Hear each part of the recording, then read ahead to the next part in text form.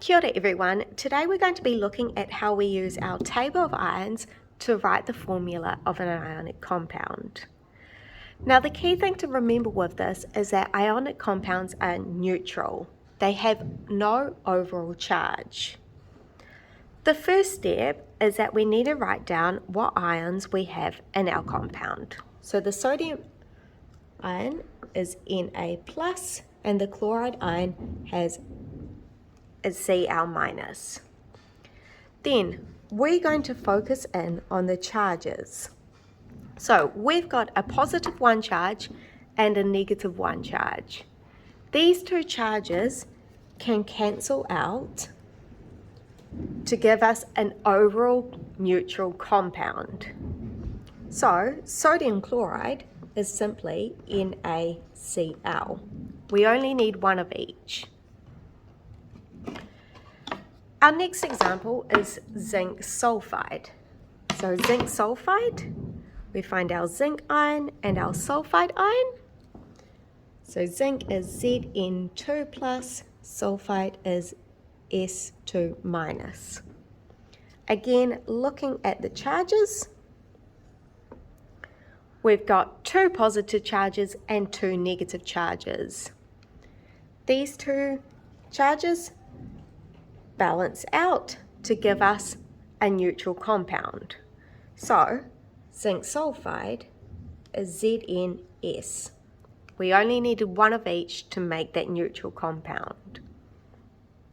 Now our next example is a little bit harder, but still quite straightforward. We're going to be looking at iron 2 chloride. So iron 2 tells us that it's the Fe2+. Chloride is Cl-. So looking at those charges, we've got 2 positive charges, 1 negative charge. They don't cancel out. What we need to do is add another chloride. By doing this, we now have a total of 2 negative charges that can cancel out the 2 positive charges. So to write the formula for this, we have Fe, and since we only used it once, we don't need a subscript, and then we have Cl, and to show that we used it twice, we need to write a little 2 down there. So the formula for iron 2 chloride is FeCl2.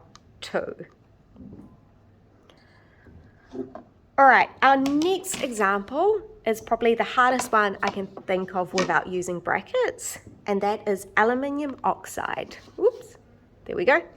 Aluminium oxide. So, again, we start by writing our ions. So aluminium is 3+, oxide is O2-. Now, again, we look at the charges. We've got 3 positive charges and 2 negative charges. They're not cancelling out. What I would like you to do is pause the video here and see if you can work out how we would get this to balance out to give a neutral compound.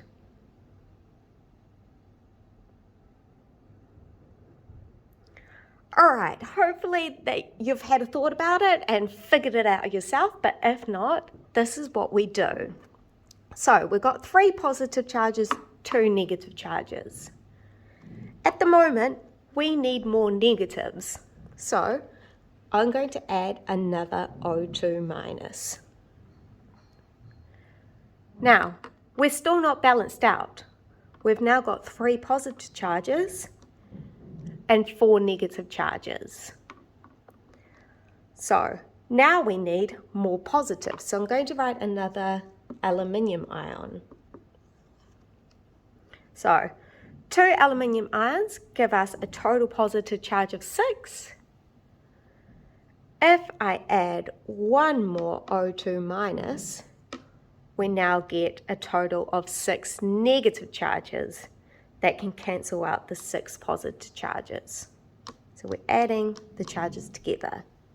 So 6 positive can cancel out the 6 negative to give an overall neutral compound.